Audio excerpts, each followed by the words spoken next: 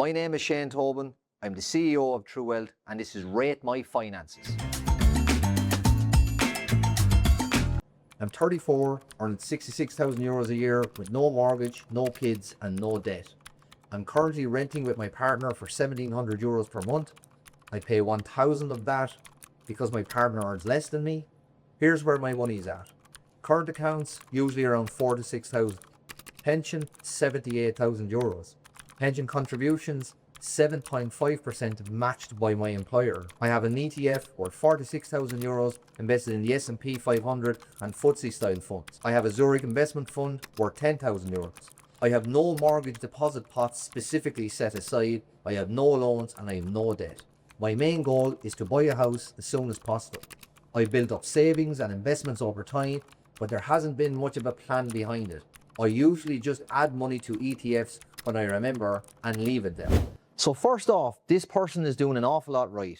They're in their early 30s, they're earning €66,000 per year, they have no debt, nearly 80,000 in their pension and over €45,000 invested outside of their pension. That's a very strong position to be in. The employer pension match is a big win too.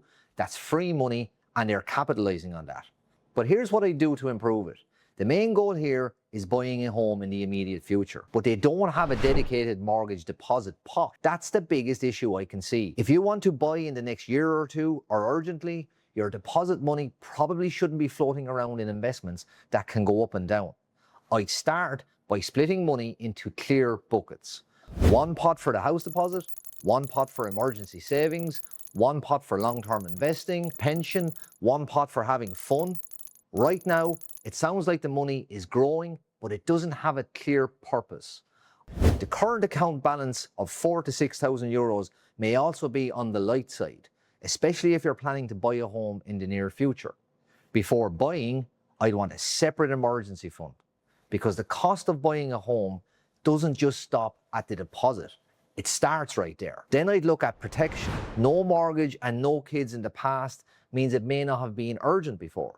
But if they're buying with a partner, this person should think about the mortgage protection, life cover, income protection, and serious illness cover. The next step is not necessarily saving harder, it's getting more organized with their money. Their money needs a proper plan. The key point here is all of this should exist in an overall financial plan. Drop us a DM if you want us to point you in the right direction.